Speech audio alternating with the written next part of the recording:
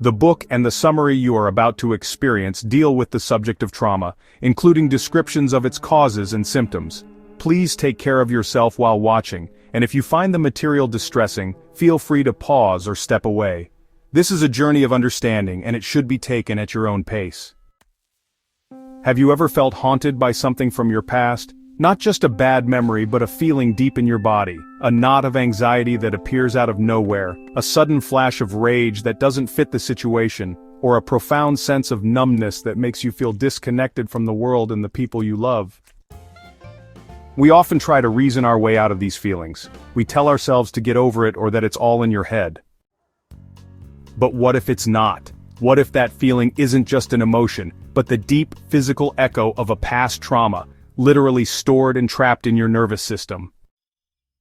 This is the groundbreaking and life-changing discovery at the heart of Dr. Bessel van der Kolk's masterpiece, The Body Keeps the Score. After decades of research as a psychiatrist and trauma expert, he presents a profound and compassionate new understanding of trauma. It's not just a story we tell, it's actually a physical state we inhabit. Today on Geeky Philosopher, we're going on a journey to understand these hidden wounds. This is both a scientific and soulful exploration of how trauma shapes us, and honestly, it's a hopeful guide to the new paths that are emerging to help us heal. Segment 1. Trauma is not a story, it's a physical state. The first and most important idea we have to understand is that trauma is not the story of something that happened in the past. It's actually the current, living imprint of that event on our mind, brain, and body. When a person experiences an overwhelming, terrifying event, their brain's alarm system goes into overdrive. And, for someone with trauma, especially post-traumatic stress disorder, that alarm system never gets turned off. Dr. van der Kolk explains that the brain is literally rewired by the traumatic experience. It becomes a brain that is permanently on high alert, constantly scanning the world for threats, whether they're real or imagined. The person is no longer living in the safe present, but is trapped in the dangerous past. A car backfiring isn't just a loud noise, it can trigger the same terror as the original event. Their body is still fighting a war that is long over. This is the core of the book's title. The body keeps the score. The trauma is not in the memory, it is in the very fabric of their physiological being. Alright, so to really get a grasp on this, we need to start with a simple map of the brain. You can think of it in two main parts. First up, we have the rational, thinking brain, primarily the prefrontal cortex. Dr. van der Kolk likes to call this the watchtower. It's the part of you that can see the big picture, understand cause and effect, and manage your impulses. Then, there's the emotional, feeling brain, mainly the limbic system and the amygdala. This is what we call the brain's smoke detector. Its job is to react instantly and automatically to any sign of danger. In a healthy brain, the watchtower and the smoke detector are in constant communication. The smoke detector might go off, but the watchtower can look at the situation and say, "It's okay, I'm just burning some toast. It's not a real fire." But trauma completely hijacks this system. The smoke detector becomes hypersensitive and gets stuck in the on position. At the same time, the trauma can shut down the watchtower. The neural pathways between the two are disrupted. This is why it is so hard for a traumatized person to just get over it. Their rational mind is offline. They are being run by a faulty, screaming smoke detector, and their body is constantly flooded with the stress hormones of an emergency that is no longer happening. Segment 3. The speechless terror. Why talk isn't always enough. For a long time, the primary treatment for trauma was talk therapy, a top-down approach where you use your rational mind, the watchtower, to talk about and process your feelings. And for some, this can be helpful. But Dr. van der Kolk's research revealed a profound problem. When a traumatic memory is triggered, the part of the brain responsible for language, Broca's area, can literally shut down. He calls this speechless terror. The person is, overwhelmed by the raw emotions and physical sensations of the trauma, but, they have no words to describe it. They can't create a coherent story about what happened.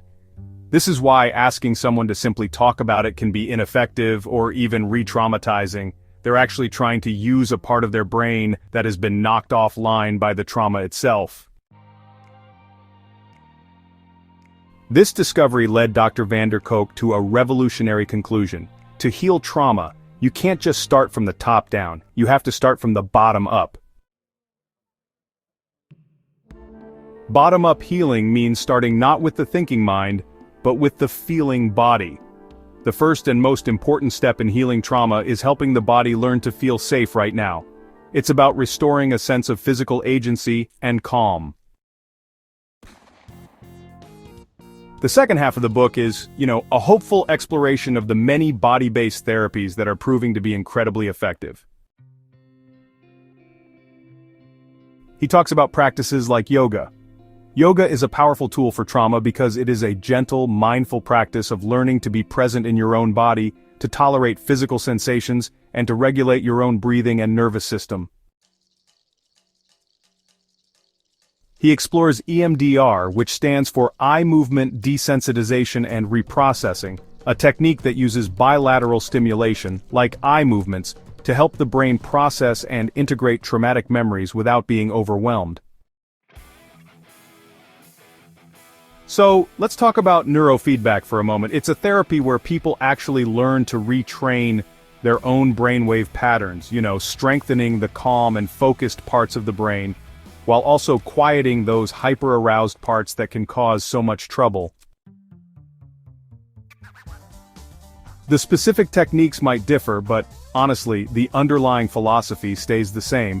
Healing must involve the body. It's really about helping the body learn that the danger has passed, so that the rational mind, sometimes called the watchtower, can finally come back online and, begin the work of creating a new, coherent story. In conclusion, this is really the journey back to wholeness. The Body Keeps the Score is, without a doubt, a profoundly compassionate and hopeful book. It takes the often misunderstood and, stigmatized experience of trauma and places it firmly in the realm of biology and neuroscience. It teaches us that trauma is not a life sentence. The brain and the body are plastic, they can and do change. And honestly, healing is possible. The path to healing is not about forgetting what happened, it's about integration. It's about transforming a fragmented, terrifying memory into a coherent story that is a part of your past, but, no longer dominates your present. It's about helping the body finally understand that it is safe, and helping the mind reclaim its role as the wise and compassionate captain of its own ship. This book is a gift. It is a gift of understanding for those who have suffered, and it is a gift of empathy for those who want to help. It's honestly a roadmap to the brave and beautiful journey back to wholeness. This book is a call for a more compassionate and scientifically informed approach to human suffering. It's a reminder that the wounds we cannot see are often the deepest, and that the path to healing is paved with safety, connection, and a deep respect for the wisdom of the body. If you are someone who believes in the power of scientific understanding to foster deep, compassionate healing, then you are a part of this important conversation. So, consider subscribing to Geeky Philosopher, where we are dedicated to exploring the ideas that help us heal ourselves and our world. Thank you for your time.